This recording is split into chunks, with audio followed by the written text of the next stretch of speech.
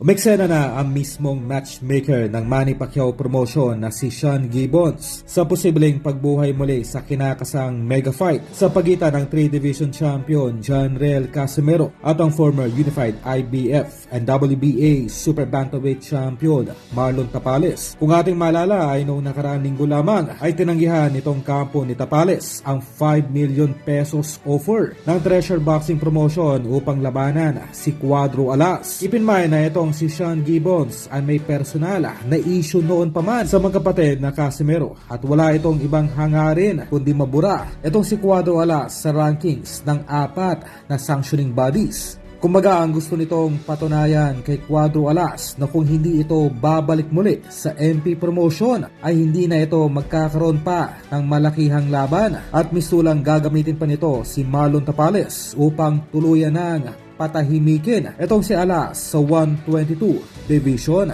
Keep in mind na patuloy pa rin ang tinatawag na demolition job laban dito sa ating pambatong si Cuadro Alas. Kumbaga ay mula pa noon hanggang ngayon ay patuloy pa rin ang black propagandang pinapakalat laban kay Casimero mula sa balita noon ng mainstream sa pagbawi ng WBO belt kay Alas sa England hanggang sa naging laban nito sa South Korea na kung saan ito raw ay bumaksak sa second round sa naging laban nito kontra Akaho na nauwi raw sa iligal na pamamatok nitong si Alas sa nasabing hapon at sa naging laban naman ito kontra Ogoni na mistulang nawalan raw ito ng hangin at hinedbat na lamang itong former IBF champion. At kasunod ito ang pagpapakalat ng maling balita ng kampo na nasabing matchmaker na itong si Cuadro Alas daw ay binugbog noon ni Marlon Tapales sa isang sparring. Ang mga ganitong uring demolition job o yung pagpapakalat ng mga maling impormasyon sa performance ni Alas ng mainstream media ay sadyang nakakaapekto sa rankings ng ating pambato